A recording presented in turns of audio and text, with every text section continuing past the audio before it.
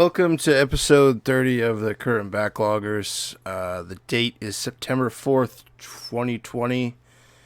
This is the good friend and co-host Cody G. I'm back.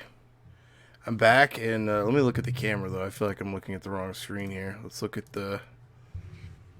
There we go. There's that more personable. I'm back after a very much needed long hiatus away from Casey. A little bit goes a long way, so I think just needed some time away from him. No, clearly I'm joking. My grandma had passed away, and that was the last of the grandparents. Got none of those left. No, but I was incredibly lucky. I've grown up with my grandparents, and I was in my mid-20s before they started peacing out.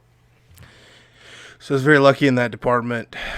Just some weird stuff going on, man. Just if you have, your family members and friends, just make sure you know that they're not there forever, and just your life could change very abruptly. And to make sure that all of as we all know, especially as you get older, just make sure your family and loved ones know that you love them and spend as much time with them as possible. But as you can see, though, in the background, I'm back in the basement, back in the game room. I built some shelves, put everything back together. For the most part, there's still a lot of stuff on the floors that needs reorganized and just to figure out where stuff goes. Let me move this camera over here so I can watch it and make sure it doesn't stop recording. Yeah, so I built the shelves. Felt pretty good about myself. I strongly recommend you build your own shelves. It's crazy cheap and you get a much better product. But anyways, so what I've been up to is just working on the basement and getting everything settled. And right as we're getting stuff settled, about 2 weeks ago, is it 2 weeks ago? I noticed in the corner there was some weird stuff going on with the floor trim. There was a weird coloration. And because of our basement flooding before, I had purchased a water... I don't know what it's called. It's like a thing you put on the wall and tells you how much water content in the wall. A water meter, I don't know. So I put that up there and it said 100% wall saturation. And just to put that in perspective, I think when our basement flooded, it was like 30 or 40. So I got really concerned. Maybe thought, there's something behind the wall that's supposed to be there, like electrical or air duct, something. So I chopped a chunk out of the wall, as you do, and noticed definitely was some more moisture back there. And I noticed oh my gosh, what are those things called? The things that's on the side of I have no memory anymore. The things that collect water off your roof and direct it out to the road was really clogged. So once again, I'm very lucky to have family members that know a lot of stuff about house maintenance. They came over and were looking at it, and they brought one of their friends out that's kind of an expert on basements and water, and just all around a really good handy guy. But he's retired for like, I don't know how many years. He's an older guy. He's a grandfather, and he's up there, man. If I was a betting man, he'd be in his 70s. And Renee's father's like in his 60s. And sorry, this is a sock, by the way, in case you're wondering what that is. That's a sock on there to cover up the peas. I know this mic's real sensitive to the pea stuff. Pee is in like, human waste. No, peas is in like your pa shit like that. So I wanted to fix that, and I thought it'd be out of the camera's view, but I realized it's just a fucking old sock on there right now. So anyways, they came over, and wow, our stuff was jammed up, full of roots, real compacted. And so, taking it apart, And man, it's a humbling experience because I don't know shit about houses. I feel completely useless out there. I'm trying to be like, there helping, but I think I'm just getting in the way. Like I would just hold a shovel and watch them work and then randomly be like, okay, there's some dirt in there. I'm going to get that dirt out of there for them. Just every time, just keep getting in the way. They're really nice. I know one time I accidentally, I thought they wanted the hose on to spray out the the gutters. That's what they're called, gutter. And so I turned the hose on, thinking I'm very helpful. This is gonna be very helpful of me. They're gonna be proud of me. I turned the hose on, and I just look over, and the hose is spraying water all over them, their cars, the tools, and they definitely didn't want the hose on. So I turned that off. I just keep getting in the way, but they're coming out here in about two and a half hours, and we're gonna finish it. I'm very thankful because they've probably saved me $1,200 so far by us doing the work. By us doing the work, I mean me just staring at them and just really starting to question my life because I surround myself with video games and have crazy video game knowledge, but I don't know shit about anything else, especially house maintenance. Thank God for YouTube. But I feel like a complete idiot out there as they're doing stuff, and there was a root that needed cut, and they're like, okay, Cody's young, he can cut that, and I'm just fucking hacking away at this root. It wasn't going anywhere. I was like, I'm just gonna have to bring out a Sawzall, something, and like get the saw. And this 70-year-old man that I have working for me, I feel terrible. I offered 100 times just to call a professional, but he says he enjoys this and he's very adamant at finishing it. So he immediately cuts the root, just one swipe of the shovel. They're both very in shape too, and I'm the opposite of in shape. So anyways, also take care of your bodies, people. Exercise, learn something useful. It's not video games, car maintenance, house maintenance, something, because now I'm dealing with both of those and feel like a complete idiot. So anyways, that's what I've been up to. Questions or feedback? I don't think we have any. I tried to check. I didn't see any. Actually, here, I will go on the most recent episode, the dumb Casey Solo show, as I call it. Let's see here. There's no questions there, and I didn't see any emails. But once again, if you see anything that just is completely terrible, or you just want to say something to us, just please do that. I enjoy that most. That's probably my favorite part of doing this, is being like, oh my God, people watch this and they leave comments. So I appreciate everybody that listens to this. I'm still quite confused why you would. So pickups. Yes, there's a lot of them. I think there's 38 of them. I was gonna pretend like I didn't buy anything just to shame Casey. But I buy a lot of stuff. I really enjoy it. And it's usually media related, right? This week's almost all video games. I think there's 1 DVD and 37 video games. Let's see. I guess we'll just start off with that, right? I'll try to move this along a little bit quicker. On eBay, I picked up Call of Duty Black Ops Declassified. I enjoy Call of Duty titles, and I've never really deviated much off of the main series. So I always wanted to go back and play some of the Wii, DS ones, all the handhelds, because there's some really bad ones out there. And they're just all around different experiences.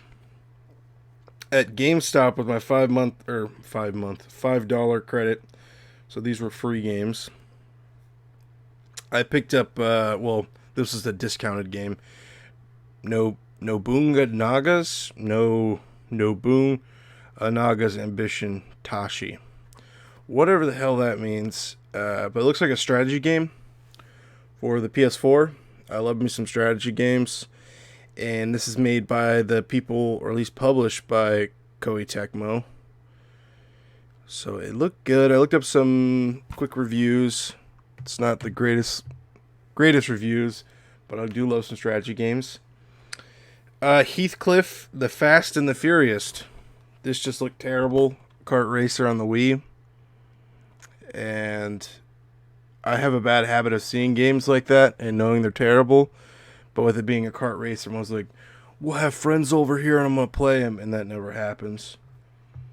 This was at Half Price Books. I love popping into Half Price Books because randomly they will misprice some rare stuff.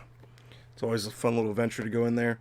And it's a big box PS1 game, which, if my memory serves me right, the first few releases of the PS1 came in these big boxes, kind of like you'd see with the Sega Saturn. And I love these boxes. I don't love putting them on a shelf because it looks out of place. But it was complete. It's Terry Pratchett's Discworld, which I believe is like a $60 game complete. And they had it up there for $39. It's super minty. Still has like this, you always get like the Saturn games and early PS1 games came with these foam inserts. Those are almost always missing. That was in here. The manual's in here. It looks really odd. I watched some gameplay at Half Price Books. Like an earthworm gym is kind of the vibe I got from it, so I picked it up. This one came from a game store near my mom. Right? Is that where these came from? I don't know where this game came from. That's another bad habit. When you buy stuff, you just forget where things come from. But it is the Namco Museum Player's Choice for the GameCube. Once again, GameCube stuff's going through the fucking roof right now, so if it's something I want on there, I'm picking it up, as you'll see next, because the next two titles I splurged on was Eternal Darkness on the GameCube. This is from eBay. I think this was like a $50 purchase. It is complete. Very, very minty. Which I'm not sure what that game's up to right now, but I know it's more than 50. This one here, it's, if you're familiar with the game, you'd be like, oh, okay, Cody got a good deal on that. If not, you'd be like, Cody, you're a fucking idiot. Which is probably my girlfriend's opinion on this. But I bought Fire Emblem, Path of Radiance. This is a very rare game, came out late on the GameCube. I don't know if it's rare, it's just incredibly sought after. This is probably a $220 game. It's very minty, complete with manual. I picked it up for $170. It's one of those things that was like, I wanted, and I've seen many times in game stores for way less than $170, but thanks to COVID, it's gone through the roof. I had a chance to get it for a decent price on eBay, and I did it. It was an odd auction that was like ending at like 5 in the morning, and did not have many bids on it, so I got a good deal on it. Next one is a game I've always wanted to play. I know when the Wii was released, I think this was a launch title, or a pretty early title. I really wanted this game. It was, it looked like a reason to buy the Wii, which is Red Steel on the Wii. I found a super minty copy, and for some reason that's really hard to find. The disc is definitely been resurfaced, so there's a chance I might not even play, but I got it at Goodwill. So our only DVD find is a gift from Peter. It is Jackass 3, which I already own on Blu-ray, but this is the 3D version, and it is complete with the 3D glasses. Still sealed. So I didn't have this version, and he was nice enough to just give it to me. It was his donation towards our, one day I want to have like a Jackass marathon, maybe watch some of the best episodes in the movies. That series is very nostalgic for me. It's one of those TV shows when it was out on MTV. I feel like we all have that TV show in the house. When you comes on in the house, everyone needs to shut the fuck up and we're not watching anything but that show, and that was an early one for me. The next game on the endless list here is Epic Mickey for the Wii. That was another Goodwill find. Another series that's highly reviewed and looks good. I have a thing for racing games, especially racing games or car games on Xbox. This is one I did not have. It is 4x4 Evo 2. It's got a sweet Jeep on the front of it. Some sweet off-road action. Splinter Cell Conviction for the 360. I did not have this. I think this is the one that had a really cool collector's edition, though, with the AC-130. Like, drone that you could actually fly. I always wanted to get that special edition. If I'm not mistaken, this is the last Splinter Cell game. That series has got quite the strong fan base, and I've always wanted to get into that series.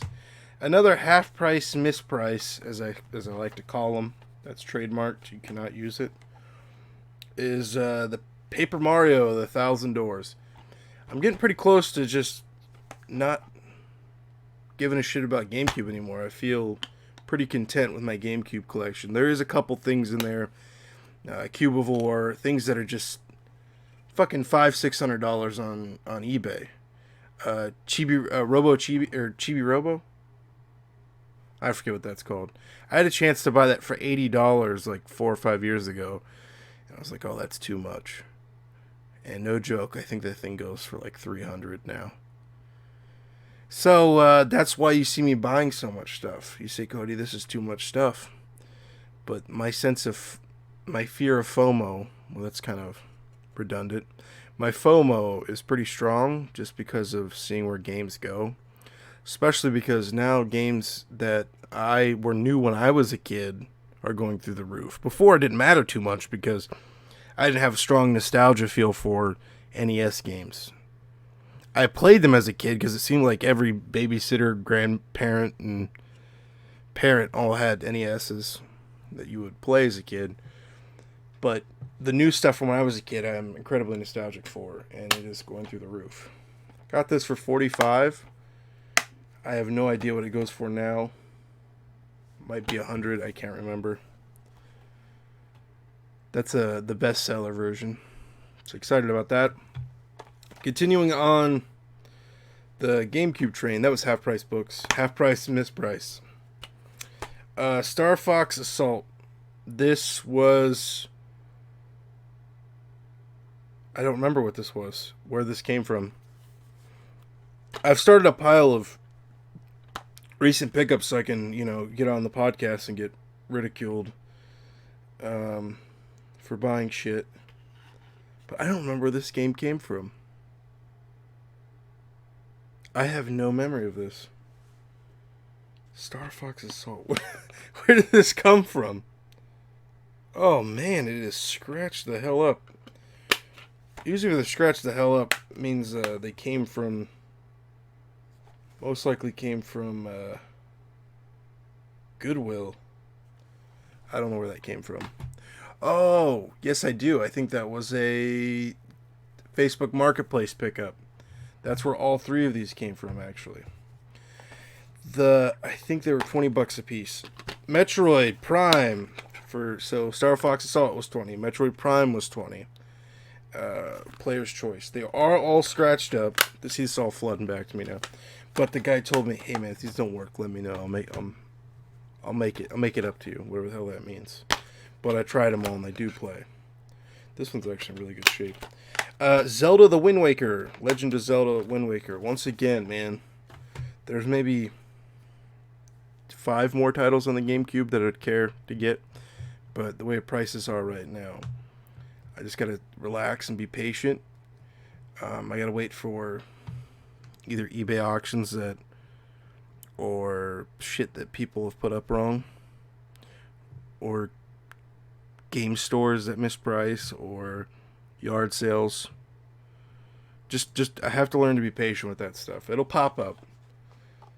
I gotta relax the FOMO. Next one is Reckless, the Yakuza missions. It's a weird Yakuza offshoot, but the Reckless series and the Yakuza series is a great series. Both of them. I think Reckless was a Demolition Derby series, and it's just an odd game that I see going up in value. Um, yeah, so I picked it up at Goodwill, or my friend did. Once again, I have an army of people constantly looking for games for me. So they call me or text me, and I'm like, yes, pick that up. I need that. Shinobi, I don't need that, though. That's the thing. I want it. Shinobi on the PS2, missing the artwork. When I was in middle school, I shouldn't be telling this story, but I am. When I was in middle school, we needed a code word for pot, for marijuana. And my contribution was Shinobi. So that became our code word for pot. And then in high school, it changed to, I think, to cheese pizza. I have no idea why I chose Shinobi. It was a game I never played, but I wanted to play. And that sounded like a really cool name for pot. Shinobi. So, King's Quest 6 on the PC. It's just in the jewel case, but honestly, I couldn't find it in the big box on eBay. So I was thinking maybe this was jewel case exclusive. There was no big box. I doubt it, though, because most PC games from the 90s were in the big box. This is also a game I don't think it's gotten a remaster. So I'm excited to find that for like the $2. Usually Goodwill's right around $2 for stuff. This next group. Well, here, let me split this up into how I got them, just so you know. Move that over there. There is some really dumb titles in here. I don't know. Psych. There is no dumb titles. These are all great titles. You know, I organized this before the podcast, and clearly I didn't. Man. Okay. So, at my mom's Goodwill, I had found GameCube games at Goodwill. It had been a while for that. But, Metroid Prime, which also doesn't have the manual. Disc is a little scratched up. But I did not have this label art, and for $2, this is definitely worth picking up. Very excited to find that, even though I just bought it, but it's a different cover. So my hoarding's like, yeah, I need both of those. And I bought this maybe for a case replacement for $2. I figured, hey, if I have a GameCube game that needs a case. GameCube games, as you know, has a very small disc and very particular cases. And this game is Madden 2004 with Michael Vick on the cover. He was definitely one of my favorite football players growing up.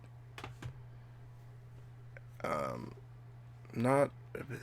dogfighting stuff, I was out of high school, so yeah, I really liked him growing up. But the dogfighting stuff kind of killed that, huh? Anyways, Spider-Man on the PS2, that was also there, complete for $2. I did not have that one. I think that's the first of the series of the Spider-Man movie games on PS2. I could see those going up in value. You know, and I also saw Hit and Run going up in value, The Simpsons Hit and Run. And guess what? I was right. It's going up in value right now. So if you have Simpsons Hit and Run, just hang on to it, okay? It's going up in value. It's going to be like Beanie Babies, right? I hope video games are like Beanie Babies, because I want them to be accessible to everyone, and I don't want to spend $170 on one title on eBay. Even though it was a good deal, Renee. That's my girlfriend. The next title on PS2 is very, very weird. Weird title. It's Pride Fighting Championship. Pride was the generic. It was like UFC's WCW. Okay, it was like the generic UFC. I hate to say minor leagues because I really don't think it was their minor leagues. Like, there was a lot of guys in it that would go up to UFC. I think you made more money in UFC. But my dad got me into wrestling, and then, of course, followed by UFC, and then eventually Pride. I don't even know if Pride's still around. Let's see if Pride's still around. I'm sure it's got to be, right? That's how out of the loop I've been. See, Pride fighting. Is it still a thing?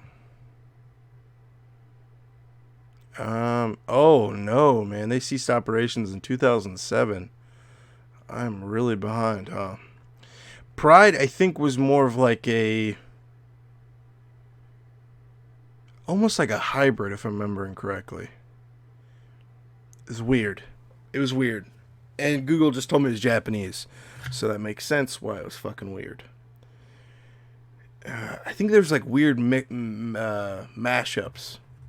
of different fighting techniques, and I don't remember. I should have investigated a little bit more for you guys.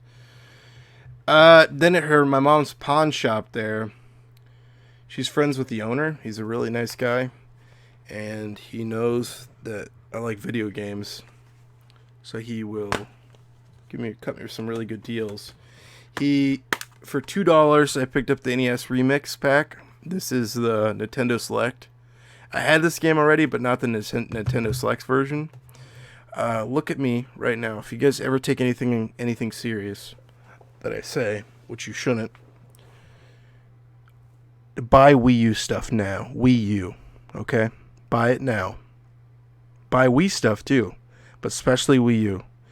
I see Wii U going through a huge spike in prices. Maybe not, because a lot of stuff is getting re-released on the Switch. But I could see that being the next Sega Saturn. Because it's a great console that was underappreciated and had some really good exclusives. And I feel like that pad experience does not convert to other things well. Like Zombie U, I don't think converted well to Xbox One, because there's something special about having that pad. But that's just me, but I think Wii U stuff is going to go through a huge price jump. So if you see it, it's something you want, and you can afford it. If you can't afford it, get credit cards, get super in debt, whatever you can to buy video games, okay? Sell drugs, slut yourself, do whatever you can to buy video games, okay? That's my motto. I'm just joking, by the way. Do not get credit cards. They're a fucking scam.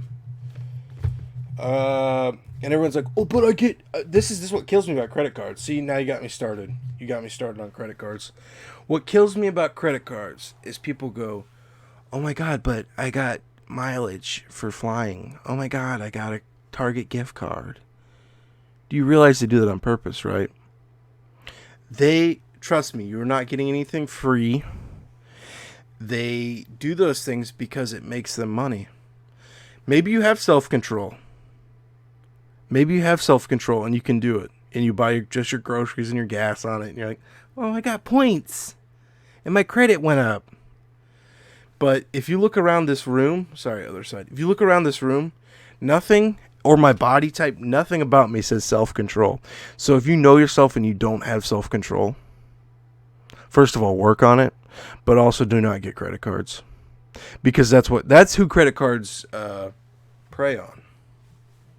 Right? They're like, oh, I got money back. And it's like, yeah, but somebody out there really got scammed. And granted, they didn't get scammed. They're the ones that signed up for the credit cards. But you have to be careful. You have to have some sort of self-control. If not, you can go wild. But yeah, so that's enough of a tangent. Do not get credit cards unless... You just keep it at that. Do not get credit cards, okay? So this next group here this is the last group, was a game store, my mom's game store in her town. Very cool store. he wanted to clear out some 360 and PS3 stuff. So every PS3 game and Xbox 360 game was 3 for $10, no matter what the title was. So I said, yes, please. I'll take all of them. But so on the PS3, I have no idea how to pronounce this, but I will try my best here. Dai Sagaya 4, A Promise Unforgotten. That's definitely not how you say that name. But it is complete, minty, for $3. I said yes. That's almost better than thrift stores. Another title that's going through a price jump, but I think that will probably mean it'll get a remaster, being an EA game. It is Shadows of the Damned, PS3. For some reason, this is shot up to $30. Next one is Little Big Planet 2 Special Edition. All of these were for $3. Mod Nation Racers on the PS3. Dark Kingdom. Untold Legends Dark Kingdom. Did not review well, but it is a PS3 exclusive, and I'm trying to get a complete PS3 exclusive set. Trying to get a PS3. My birthday is next week, and I was thinking, to spoil myself, because clearly I don't spoil myself enough. I was thinking about picking up a PS3. But thanks to Corona, there is very little consoles left in any sort of fashion at game stores. So I will do a little searching. Even Marketplace, man's been pretty dry for PS3s, which is kind of odd. I don't know why that is. And especially because I want one of the last run PS3s, which is kind of like the grill version. I think they call it the grill. It looks like a George Foreman grill.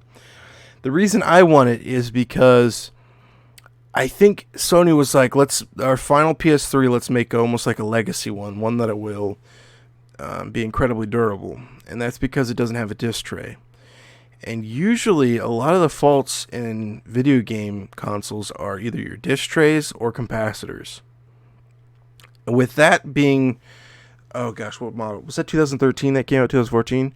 I'm guessing there's some pretty decent capacitors. And the fact that it does not have a disc tray, you kind of slide it open and put the disc in. I really think that's the console that will last the longest. And the hell was I saying? Well, it came out in some cool colors. Oh, it probably will have some of the biggest hard drives too, is what I'm thinking. And some sweet colors. There's like a red one, a blue one. Okay, sorry. So on the 360, for $3, all of these are $3. Quit saying $3, Cody, you idiot. Legendary on the Xbox 360. Complete. Wario. Yeah, the good old Wario game on the 360. Warriors Orochi on the 360. Kingdoms of Amalur. I have the collector's edition for this, but I needed a 360 copy, so I picked that up. The remaster is coming out. Oh my gosh, is that today? Yeah, the remaster comes out today, actually. So I have that pre-ordered, the special edition, so it should be coming. That'll probably be on my next pickup. Arcania Gothic 4.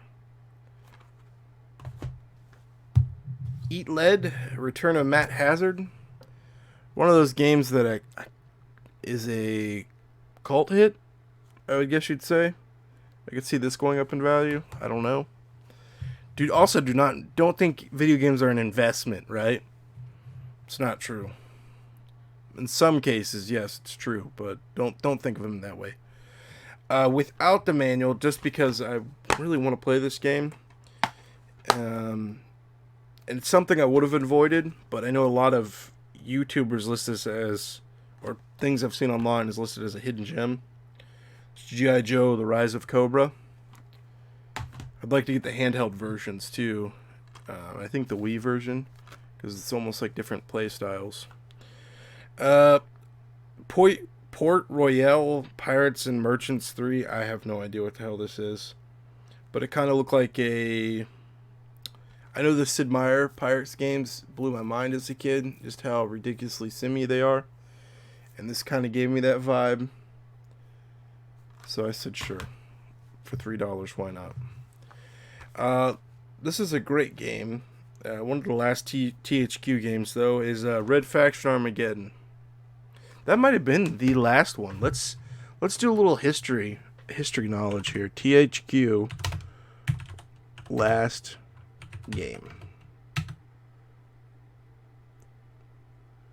I just worry because THQ Nordic is the rebirth of THQ, but we want to know THQ's last game, right?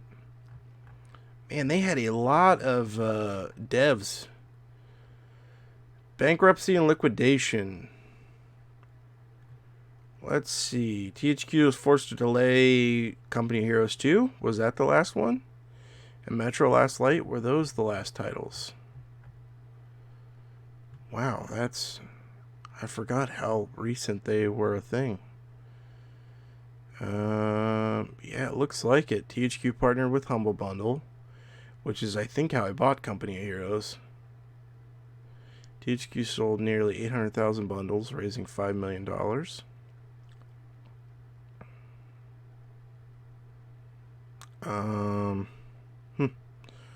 Wow, yeah, and they went bankrupt right after that. So, Company of Heroes 2 might technically be someone else then. Let's see. Oh man, it might be. Oh, published by Sega. Yeah, so it looks like they went out and Sega picked them up.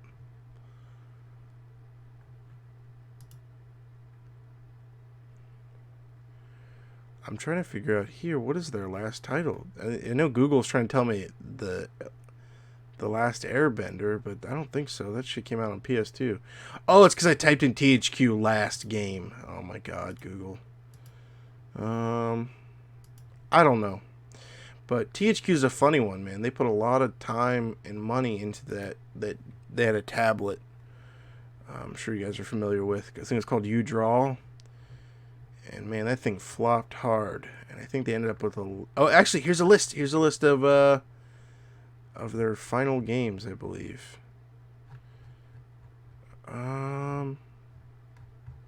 Let's see. So they let me... Darksiders 2. Looks like Darksiders 2 might have been it. Or WWE 13. Darksiders 2. That looks like it was the last one. Let me see if I can find this. They had a tablet that just absolutely killed them. I think they ended up with a bunch of extra ones. They invested a bunch of money into them. And I feel like the budget titles, which is what THQ is known for, is those cheaper games. Which is why I like them so much, is because it's usually... The budget titles is usually where I spent most of my time as a kid playing. Yeah, so Red Faction's back to this. Red Faction Armageddon was 2011. So it was a year before they closed. And then Shadows of the Damned on the 360. Not as expensive, but it's another one that's going up in value. Very minty copy, so I said yes, I will take that for $3. I wish I'd gone through more. There were some titles in there that I wish I would have grabbed, now thinking back at it. But my girlfriend was out in the car, and I think I had my whole family out there waiting for 45 minutes while I went through this video game store. And I just grabbed a bunch and got out of there. And Stranglehold, John Woo presents Stranglehold, which is another game that pops up on people's hidden gems. But if you look, John, look at that. He's wearing some lipstick there, isn't he? Some odd lips. He looks like somebody that drowned and came back to life, but never got their complexion back. So that's the pickups. Oh no, there's two more. I was at Goodwill. It was a weird story, man. I go to this Goodwill all the time, and they have all their stuff in a case. And usually what happens is I'm there late in the evening, so it's a different lady working. But to that day, I was there early with my mom, And I asked if I could look in the case, and this case is like a stand-up case, and normally they open it and just stare at you while you search.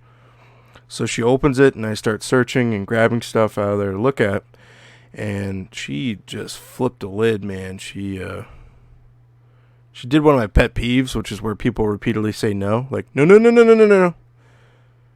And I just don't know why that just irked me, man, because I've never had to deal with that there. And you should see the ridiculous amount of money I give them. And this lady's grabbing stuff out of my hands like I was stealing it. And these are $2 items. Their video games are $2. So I'm a little unsure of why she thought I was going to steal them. Then she went on for about 10 minutes about why she did that. And I'm not the worst customer, she said. You're not the worst customer. Oh, really? Okay, thank you. I appreciate you telling me that. But while she's checking me out, that sounded really dirty. There was some controllers behind the counter, and I was like, how much for those controllers? And then she got shitty with me again. She's like, well, I'll have to call someone from the back. I was like, do that for me, thank you. So a guy came out and he was like, it's $2 work? And I was like, sure, why not? So for $2 each, N64 gray and GameCube black, buy those all day. Controllers are one of those things that I hoard, but when they break, I'm very happy that I have them. Especially for those two consoles. Get a little drink break here. So the final pickup here, probably about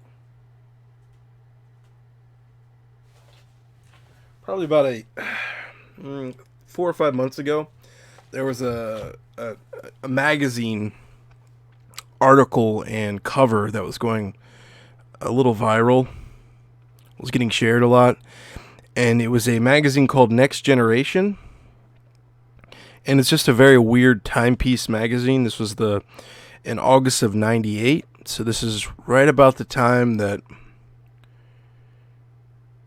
it's probably about, man, this is right, let's see, I would have been 7. No, I wasn't 7 in '98. I'd have been 6. I think I was just getting ready to turn 6. Whatever. And that's when video games kind of consumed my life and became my main focus. So that's already an important year for me, especially at that time, because that would have been the year I got my N64, my own console for my own room. And that's when toys and action figures kind of took the back seat. So anyways, back to the magazine. No one gives a shit about personal stories, Cody. It has a very odd cover, as you can see here, and it's called Next Generation, and it's about the next consoles that are coming out. And it's funny to look back on, hindsight, because they are talking about the N64, the PlayStation, the Xbox, and the Dreamcast. The PlayStation subtitle says, PlayStation, how long does it have? The Xbox, which at the time was known as Project X, there was no name for it. It said, is it real? So at the time it was just a rumor. They didn't know if Microsoft was doing anything or not. N64, can it survive?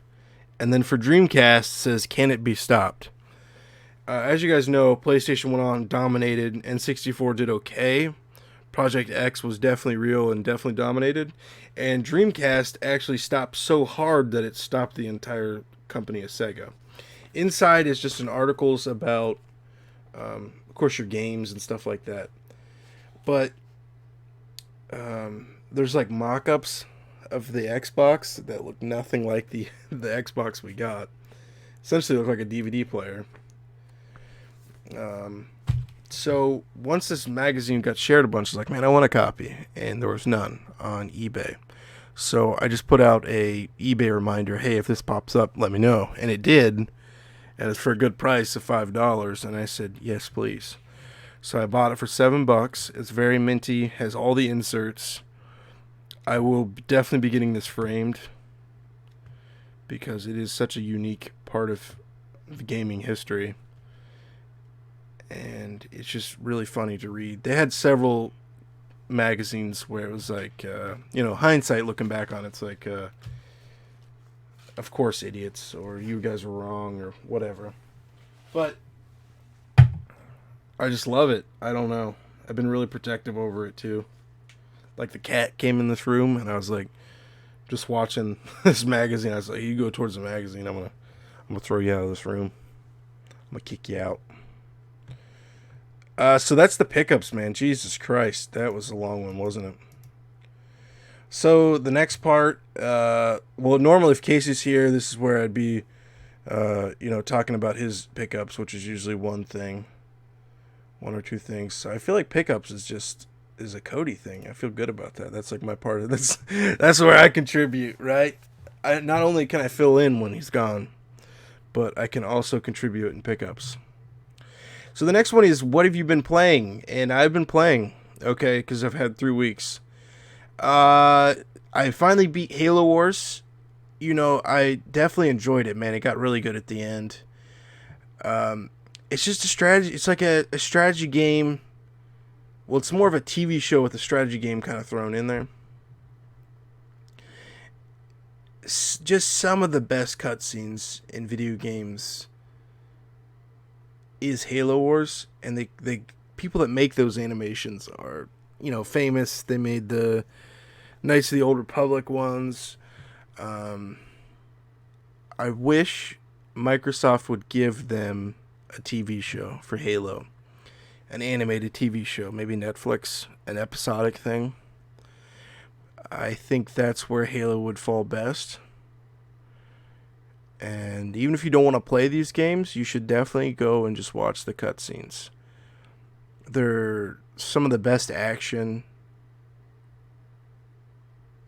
And it seriously feels like a TV show. When the cutscene ends, usually the cutscenes, I'm like, okay, come on.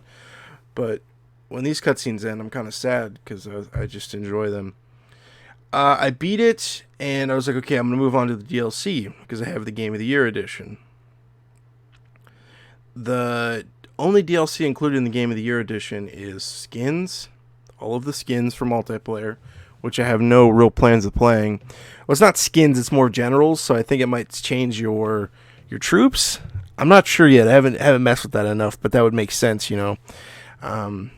know some of I want to go back and play with some of the, I almost said Covenant, but they're technically not Covenant. They're the Stranded. Is that what they're called? Stranded? I want to go through and play some of their generals. I think there's even a Grunt general, which I think would be hilarious. I'd like to go back. And then there's like 2 or 3 camp missions that it adds, and that's it. And I was wanting the last DLC, which in my mind I think Game of the Year is usually is if any DLC comes out for this game, you get it for free, right? But I guess the last DLC was not part of that. I understand where they're coming from. You want to make money, but I was just a little sad because it's a $20 thing, and the whole game for me was $20. The Game of the Year. So I'm getting a great value already, so I shouldn't complain. I will definitely be buying that DLC though, because I want to know the rest of the story. Because I still feel like there's some stuff missing in between this and the new Halo that I'm sure the DLC goes over, which is kind of crazy that Halo Wars, which is already kind of a spin-off that not that many people played, is now an integral part of the story for the next Halo Infinite.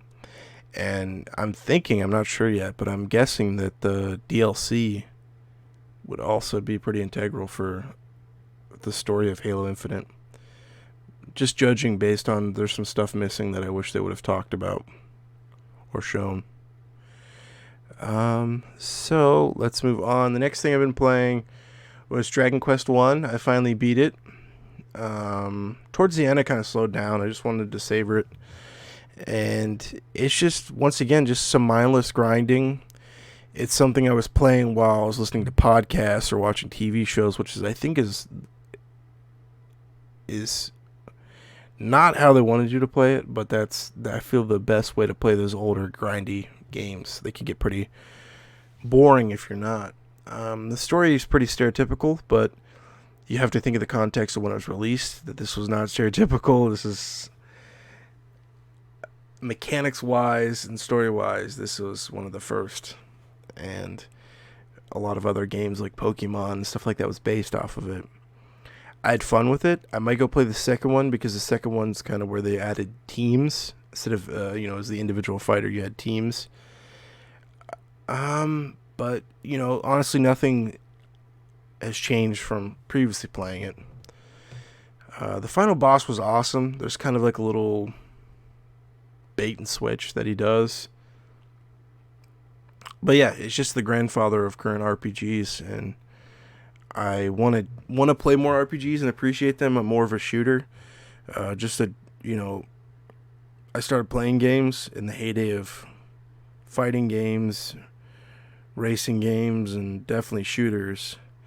And I've always felt a draw to shooters, but RPGs is one of the things I've always lacked in, and those are usually some of the highly regarded video games, right? So I want to go back and kind of appreciate where the roots of them before I get into some other ones. Okay, so the next thing I've been playing, I got back into Pokemon Go. It's been a while. I know the year it came out was at 2016. That was my game of the year. It's just, the reason I've gotten back into it is that my beef with the game has been fixed with their addition, the quality of life stuff for Corona. You can play the game more at home now instead of having to walk around a park and be social and be out in the sun. And they've added remote raids. Team Rocket comes to you now. I'm missing a lot more stuff there. Like, gifts are easier to get. It's just more of a game now. It's not one of those things you open and you play with for 10 minutes and then put back in your pocket. Now I feel like you can spend, a couple hours a day on it. And it's because of the quality of life stuff they've added that's specifically for Corona, so people aren't, they're not getting grief for having people go out and in the public. But it's one of those things that I'm like, man, I wish they would leave these things they've enacted, because it's driven me to play it. And it's great. But we'll get into the news. I did have a little recent grief with it, but they seem to be rectifying it. So what else have I been playing? I'm playing new games now, which is pretty rare for me. I was actually thinking about that a couple nights ago. I was like, man, it's been a while since I played new games. This is weird for me. But I played Grounded and Fall Guys. Grounded is the Xbox PC exclusive of the little kids, Honey, I Shrunk the Kids. And Fall Guys is, everyone's talking about it. It's the new Battle Royale. We'll start with Fall Guys. It's one of those games that's super easy to pick up, to understand the basics. But it's hard to master, right? Like, it's possible for me to get top 5, but I haven't won yet.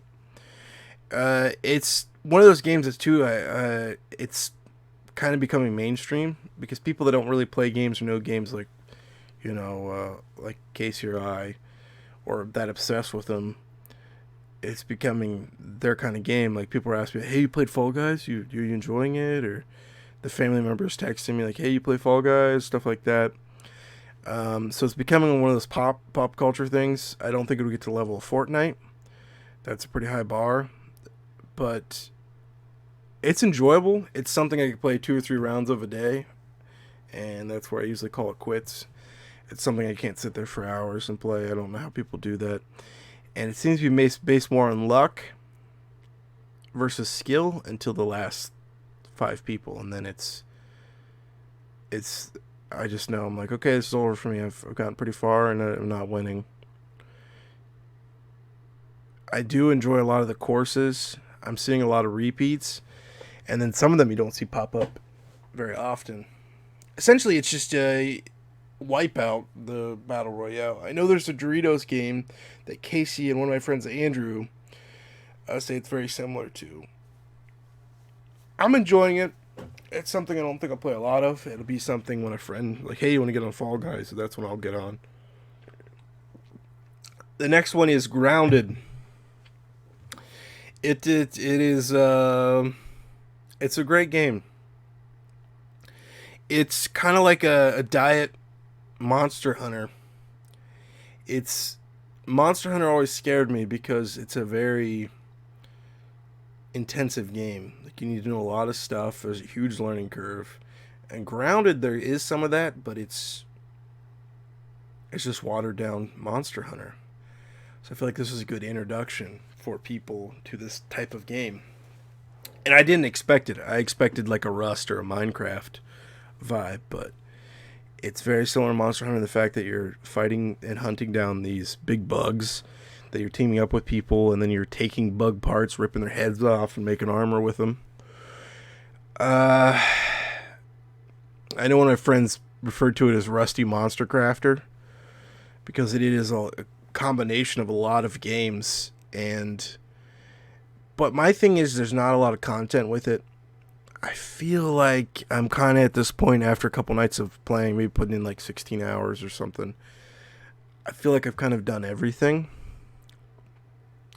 But then I have to remember this game's an alpha. I remember Minecraft in alpha, there was nothing. There was nothing. Once you had diamonds, you're like, what do I do? I've done this. I've completed this game. And just seeing Minecraft in alpha to now is like two different games. So I feel Grounded, they're going to add a shit ton of stuff to it. And it could be years of content. But what scares me about that is games that do that. That's all. The game developers that make games like that, that's all they do. So Obsidian, which is like Microsoft's one of the biggest developers, definitely out of the recent buys, but I think out of their whole stable, that's up there. So I worry Obsidian could be so focused on this game that they're not making anything else. So I hope Obsidian's like, okay, this guy's over here in the corner. That's our Grounded guys while we work on something else. I'm just concerned maybe they could become the next Rare. Meaning that they really don't make anything of huge notoriety, and this could be it. We'll see. So that's everything I've been playing right there. So we'll move on to the next part here. Some really good segues, right? What have I watched? I had watched about 2 weeks ago, maybe 3 weeks ago. I watched Shazam for the first time. It reminded me of an early 2000s Disney movie. But in that manner, it was a very original storyline. It's not your stereotypical superhero, like, oh my god, this guy was a nerd and then he got powers and then beat the bad guy. Essentially, that's kind of what it is, but they went a different route of it than instead of the usual. Something I didn't expect, that it's a pretty funny. Well, I did expect it because everyone said this, but it's a pretty funny movie. This would have been a movie I would have worshipped as a kid, and this movie had to be pretty cheap to make. I think it was. And it made some crazy money. So I'm more than certain there will be a sequel. But it looks like the sequel, they talked about it being 2021 because of Corona. So I'm worried how old these kids are going to look, unless they've already filmed their parts. Yeah, I thoroughly enjoyed it. And I'm excited for the sequel. There's also 21 Pilots. There was a 21 Pilots song in it for a few seconds. So that kind of won me over. And honestly, man, that might have been, besides like the normal YouTube and bullshit stuff I'm watching all the time, that's really the only movie I sat down and watched. So which I'm trying to get better about because I have a huge collection of DVDs as well. Not compared to video games, but I'm trying to get better about watching movies and games too, because I feel like I don't play enough for how much I buy. So the next part and the last part is news. This was what I was talking about within what I played. Pokemon Go added Mega Evolutions, and essentially are these like beefed up final evolutions. And there's the Mega Evolution Charizard. I recommend looking it up. It's one of my favorite, definitely my favorite Mega Evolution, but one of my favorite Pokemons in general. So I was very excited when they announced this. My girlfriend and her brother, who were way more into Pokemon Go than me, were like, yeah, it's kind of dumb though, because if you do get him, you only get him for 4 hours, and you have to save up a bunch of Mega Evolution candy that you get through raids. And I was like, that's pretty dumb. And it kind of seemed to be the consensus across the board, so they did come out yesterday saying, hey guys, we're going to fix this and make it up to you. So hopefully that means you can keep the Mega Evolutions, because then I will start caring more, and we'll actually pursue getting the Mega Evolution Charizard. Because the way the Evolutions is set up now, it is Mega Evolutions is just, there's no incentive. I just don't give a shit, and it kind of feels like how Pokemon Go was before Corona. So yeah, for the Xbox, the new Series X, I recommend, well, the PS4 as well, I recommend signing up for Walmart and GameStop and Best Buy notifications of when the pre-orders could go live. I know Amazon and Target right now kind of have placeholders for the alerts. And then PS5 added in a thing you could put in your username, and then you could pre-order a console. I have a strong feeling these are going to be really hard to get at first because of Corona production-wise. And the way that these companies are going about it right now, it would not surprise me if they're delayed. But if they're not delayed, this could be looking like something that's hard to find for at least a year.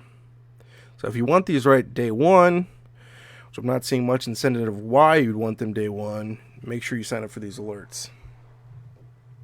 Today, as of right now, 8 hours ago, people got Tony Hawk's Pro Skaters 1 and 2. Unfortunately, I pre-ordered the collector's edition through GameStop, so I'm going to have to wait 4 days for it to arrive. But right now, man, it's sitting at an 88 and an 86 in GameSpot, which GameSpot's usually my go-to. They gave it a 90. So I'm excited to get my hands on it. Maybe I could do an unboxing or something of the collector's edition. We'll see. Big news. Nintendo Direct yesterday came out with a bunch of stuff for your 35-year anniversary of Mario, which is kind of weird. I feel like we just celebrated the 25th anniversary of Mario with that red Wii, that beautiful red Wii that I want. So Game & Watch Super Mario Bros. Edition was announced at their Nintendo Direct. It's coming in at $50, which I think is a great price point. I just love the options that Nintendo provides with going back to their older consoles and giving people a way to play this older shit that's kind of expensive and hard to find. And I hope all gaming companies do that as a way to preserve the history. I think it might be kind of useless, though, besides the collectability. Because these games are available, Super Mario Bros. Is available on everything, it seems like. But the aesthetics and the feel of it, I think if you want to get the feel of a Game & Watch, that's the route to go. I will definitely be trying to get one of these. I know Casey told me about this yesterday, and I was incredibly excited and was like, man, I need one of those. I do have several of the original Game & Watches that I've gotten through Marketplace. And there's a few more that I wanted, and I'm worried that when these consoles come out, these, I don't want to say reproductions, what would you say? These newer editions, whatever. When they come out, man, they could cause a spike in the prices of the old ones. People are like, well, I want the old one too. or it could cause them to go down in value because people are like, well, now we have a better way of playing those. So I hope nothing happens or the price goes down on these and not up. We could see, because I've seen Animal Crossing on the GameCube definitely went up for a second because of the new one. So it could really go either way, and usually you can guarantee Nintendo stuff is going to go through the roof. My only issue with it is why not have more Game & Watch games on there? It just seems like they had one. I understand like there's some Mickey Mouse Game & Watches or some proprietary licenses or whatever that you couldn't get a hold of. I'm sure it would have been pretty easy to buy those. I just wish the Game & Watch could have had the whole Game & Watch series and had if you look up Game & Watches, there's several variations. Like there's like a Nintendo 3DS version that was kind of the precursor for the 3DS, like clamshell action. I wish they would have made several different versions themed around certain games, but maybe sold SD cards or like little things you could plug in there to add more Game & Watch games. But yep, so Game & Watch is important to me, where my mind kind of goes, because it's not the first handheld, but it's the first handheld like we know. What the NES did for consoles, Game & Watch did the same thing for handhelds. But the guy that created them, I think you pronounce his name Gunpei. I think it's how you pronounce it, Japanese. I don't know. He is very integral in Nintendo. He's kind of like, if Miyamoto is the father of Nintendo, let's say, he's the grandfather of Nintendo. With the Game & Watch, he created the D-pad. I just know this shit because of the endless dumb shit I watch on YouTube. Gunpei created the D-pad. He was the creator. He was the guy behind it. And the D-pad is used in every console now, right? And he came up with the idea of the handheld, the handheld gaming system, because he saw a gentleman playing on, he'd ride the subway every day, and, it's boring as shit, commuting is. And he saw a guy that was so bored out of his damn mind, he was playing with a calculator. Wonder if this guy knows that he helped create handhelds. So I don't know what that means. He was playing with the calculator. It was like putting in buttons, like 8005, boobs. I really hope that's what he was doing. But I didn't quite understand, if he's just typing in numbers or what. That's an odd thing to be doing. But that helped him realize like there's a market for this shit. And just to go back to this guy, also he was I'm just checking out my notes here. He was the supervisor for Donkey Kong, so that'd be the guy that was overlooking the development of Donkey Kong. And of course, we knew that blew up in the arcades, and is kind of the driving force behind Nintendo going from playing cards and toys to video games. From my understanding, too, he was kind of the teacher for Miyamoto. This comes from the Wikipedia page. He's explained many of the intricacies of game design to Miyamoto, which is insane because Miyamoto is the guy you go to for game design, right? So I'm not saying he was the only teacher to Miyamoto, but if he was the guy Miyamoto went to, if the main game design guy went to him for game design, he's incredibly integral in games, right? But we don't hear his name. I'll get to my conspiracy why we don't get to hear his name very often as we do with Miyamoto. He also went on to work. This is from Wikipedia. He continued to work with Miyamoto on the next Mario game, Mario Bros. He also proposed the multiplayer concept and convinced his coworkers to give Mario some superhuman abilities, such as the ability to jump and unharmed from great heights. That's huge in Mario, right? That's two main things that the game design is known for.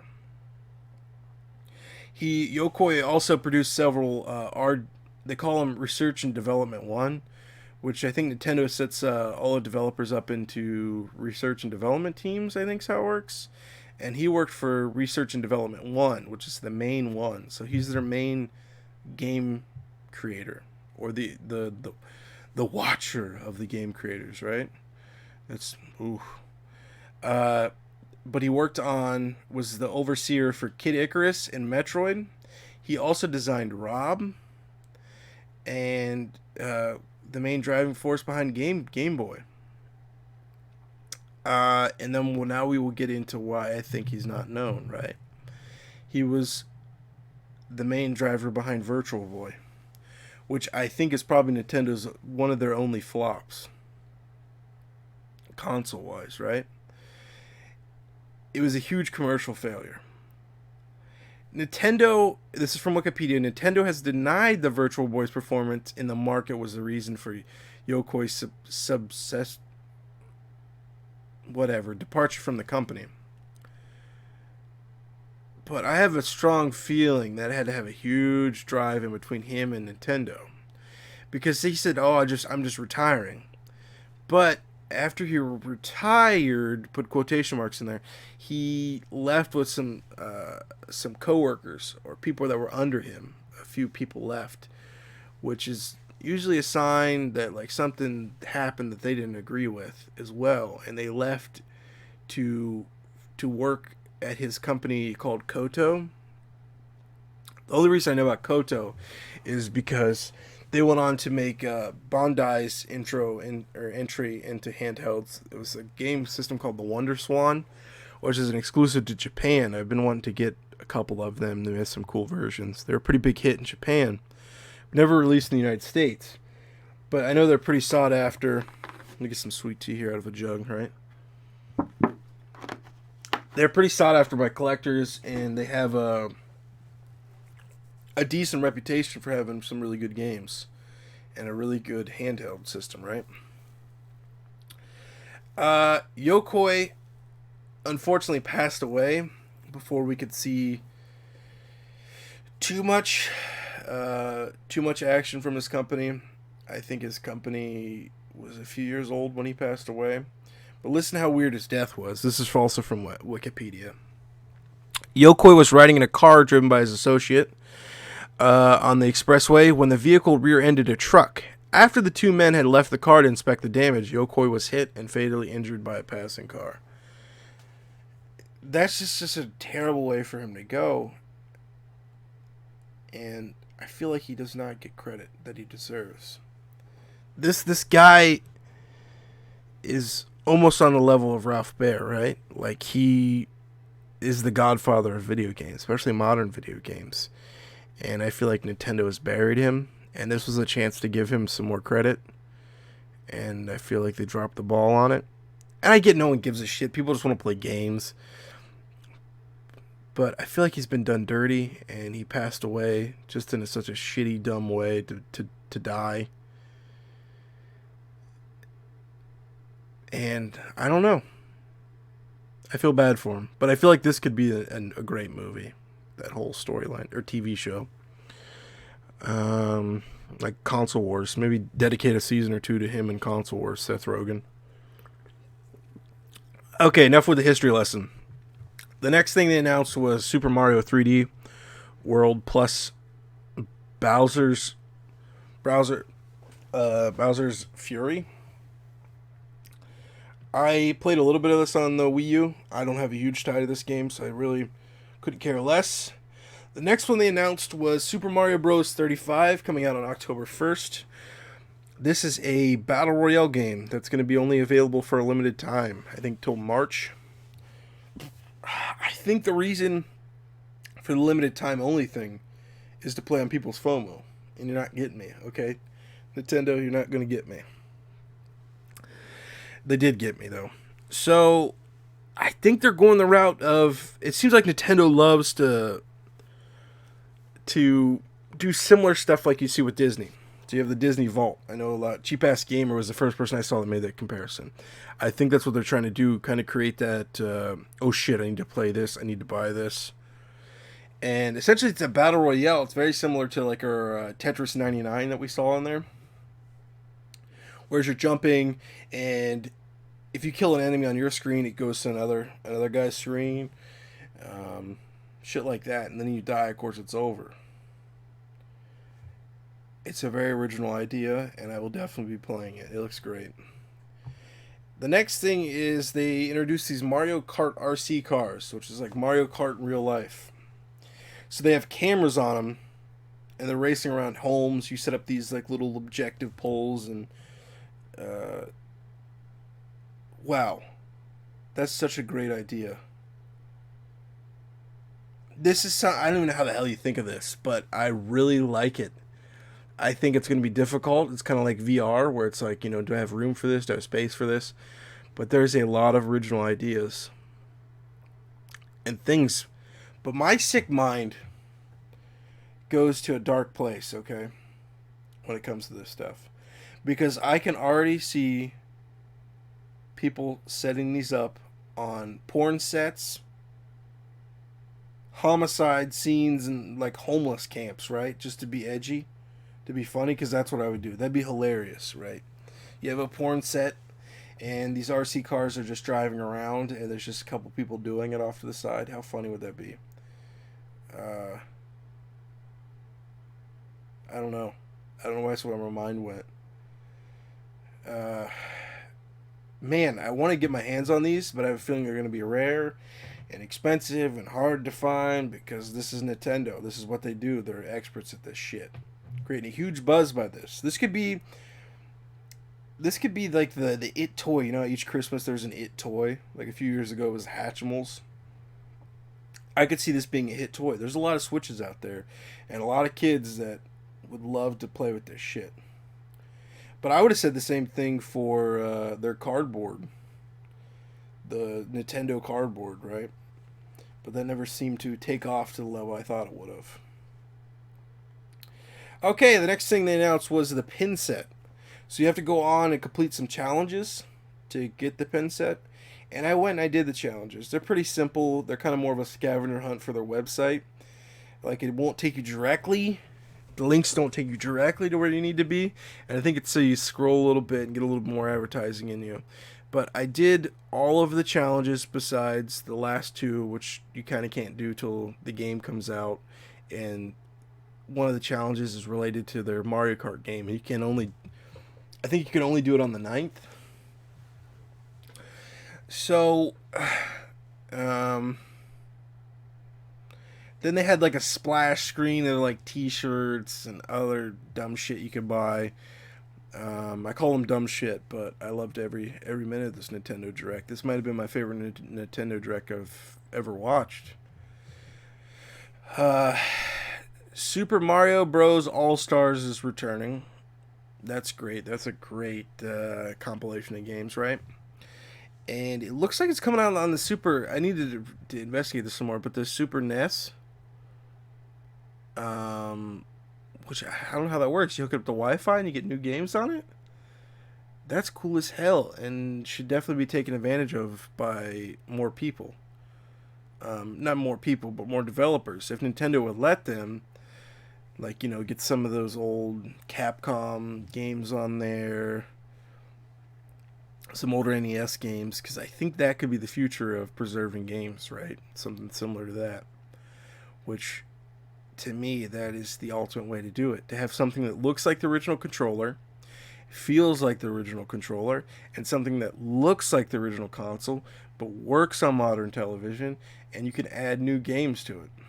That's where I want emulation to go in the preservation of video games, because that's why I kind of collect games, is because I want to play them that will never happen, but it's also a way to preserve it and to surround myself with a bunch of shit I don't need, right? The next thing they announced in the final thing, it was probably the biggest news. I'm sure you saw everyone talking about it on social media. Super Mario 3D All Stars. This is something that's rumored, and we knew it was coming, but it was still exciting to see, right? The Mario 64 and Mario Galaxy and Sunshine. And I know Sunshine gets a lot. It used to get a lot of hate, man, but it seems people have turned around to it. Have really liked it. Um, One thing I hope they do keep is just keep the game original, especially when it comes to Mario 64, because there's some glitches in there that speedrunners like to take advantage of, and speedrunning is huge for Mario 64. So if you guys could get into that crowd of speedrunners on Twitch, that would be great promotions. But I think you have to keep the glitches and keep the game as original as possible for that. But once again, this has a limited physical and will be going away Disney Vault knockoff. FOMO, oh my god, eBay. I did pre-order, so they got me with the FOMO, right? But it's because this is a game I definitely would want to play, and you fucking got me with the FOMO, which is a great way to get us people in there. And I wasn't the only one. Everyone seemed to go and pre-order that thing. So I think that's it. Like, comment, subscribe. Let me know if I did anything wrong. I hope the audio was good. I did a lot of weird shit here with a sock and piling up papers just to make sure it sounded good for you guys. But thank you for watching or listening, and I love you.